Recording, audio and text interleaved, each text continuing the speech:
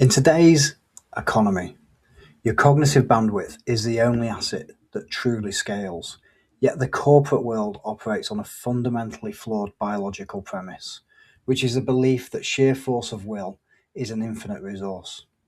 We treat the human brain with less respect than we treat our corporate servers. We leave 100 background applications running. We never power the system down, and we expect it to render complex, high-stakes decisions at blistering speeds without overheating. The book I'm reading through is the Performance Meditation Handbook, which I'm writing at the moment, and is the operating manual for human hardware. It's written strictly for those who operate in high-stakes, high-pressure environments where you can't simply outwork stress. You need to neurologically outsmart it. For the C-suite and founders, when you're at the apex of an organization, your primary threat is no longer a lack of skill. It's decision fatigue and amygdala hijack. You're managing a highly volatile ecosystem, and when a leader's nervous system is trapped in chronic hyper-arousal, strategic vision collapses into tactical micromanagement. This book provides the exact biological protocols required to regulate your baseline, process enterprise-level pressure without absorbing the toxicity, and maintain the overarching equanimity required to lead from the front. For the ambitious professional, if you are actively climbing the corporate hierarchy, your ascent is contingent on your cognitive endurance. The transition from a high-performing executor to a strategic leader requires a complete rewiring of how you handle pressure. You can't reach the top if your biological hardware burns out in the middle. This framework will patch your cognitive leaks, allowing you to outthink, outfocus, and outlast your competition. And for the tactical operators, this isn't just a book for the boardroom. It's a tactical playbook for the elite knowledge worker.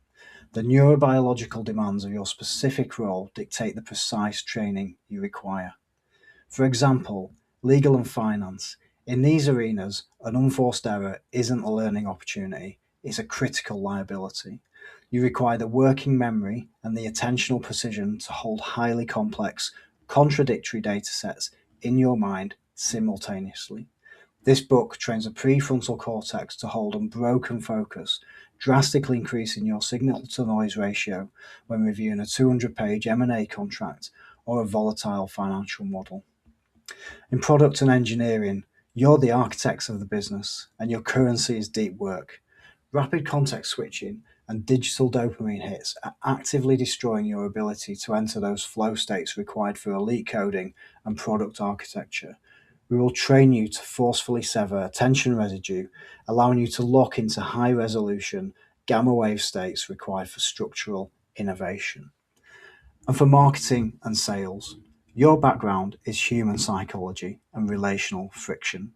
When you're constantly facing market rejection and managing complex stakeholder expectations, your sympathetic nervous system is continually under attack.